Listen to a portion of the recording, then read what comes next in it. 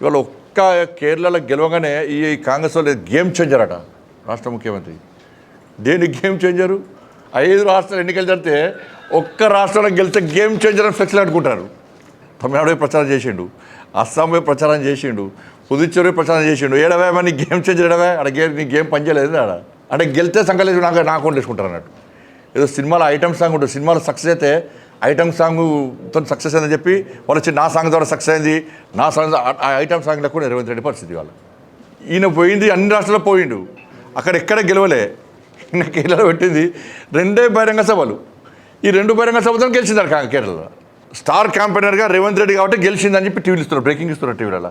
ఇవన్న star campaigner list నాకు ఉన్నది, ఇలా పేరు చదువుతా. ఈయన పేరు 9వ పేరు, ఈయన పేరు రేవంత్ రెడ్డి పేరు 9వ పేరు. అంటే రాహుల్ గాంధీ పప్పు శుద్ధనే, అందరూ అనుకుంటారు రాహుల్ గాంధీ పప్పు శుద్ధనే.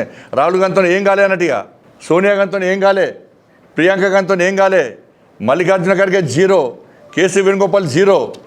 ఈ పైన ఉన్న 9 మంది స్టార్ క్యాంపెయినర్లు మల్లికార్జున ఖర్గే, సోనియా గాంధీ, రాహుల్ గాంధీ, ఏకే ఆంటోనీ, కేసీ వేణుగోపాల్, ప్రియాంక గాంధీ, దీపాదాస్ మున్షి, సిద్ధరామయ్య, ఒక తర్వాత రేవంత్ రెడ్డి.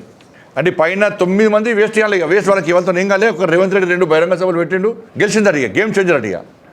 మరి నీ గేమ్ బయట రాష్ట్రం ఎందుకు పనిచేయలేని అంటున్నాను. నువ్వు ఒక్క రాష్ట్రానికి పోయి ఒక్క రాష్ట్రాన్ని నువ్వు గెలిపించి 10 బహిరంగ సభలు గెలిపిస్తే నువ్వు 2 బహిరంగ సభలు తెలంగాణ నుంచి మూటలు తీసుకుపోయి ఆడపోయి అప్పచ్చినావు.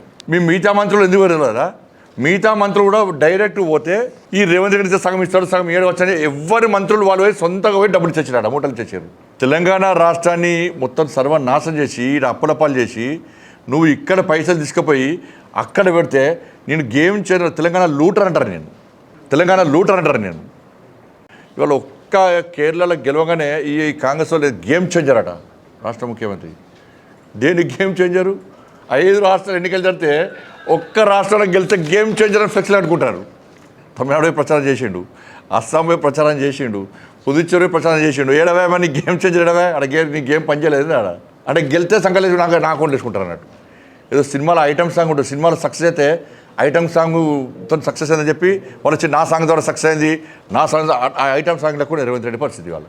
రేవంత్ రెడ్డి గారు ఏదో అక్కడ ఒక్కదాన్ని గెలిచినట్టు ఆయన ఖాతాలో వేసుకునే ప్రయత్నం చేస్తున్నాడు. గెలవ ఒక్కరు గెలిస్తే ఆయన ఖాతాలో వేసుకొని ఆయనే గెలిపించినట్టు చెప్పే ప్రయత్నం చేస్తున్నాడు. ఫస్ట్ తెలంగాణ గురించి ఆలోచించు. నువ్వు గేమ్ చేంజర్ అయితే కరీంనగర్లో గేమ్ ఆడినావు, కార్పొరేషన్ ఏమైంది నీ గేమ్? 2 ఎమ్మెల్సీ ఎన్నికల్లో గేమ్ ఆడినావు, ఏమైంది నీ గేమ్? ఏదో ఇక్కడ ఇల్లు కాకపోతే పక్కింట్లో పోయి పండుగ చేసుకుంటున్నది పరిస్థితి.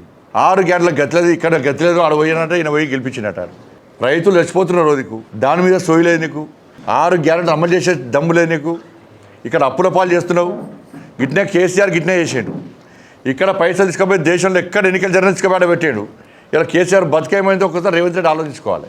లాస్ట్కు నీది కదా అవుతుంది.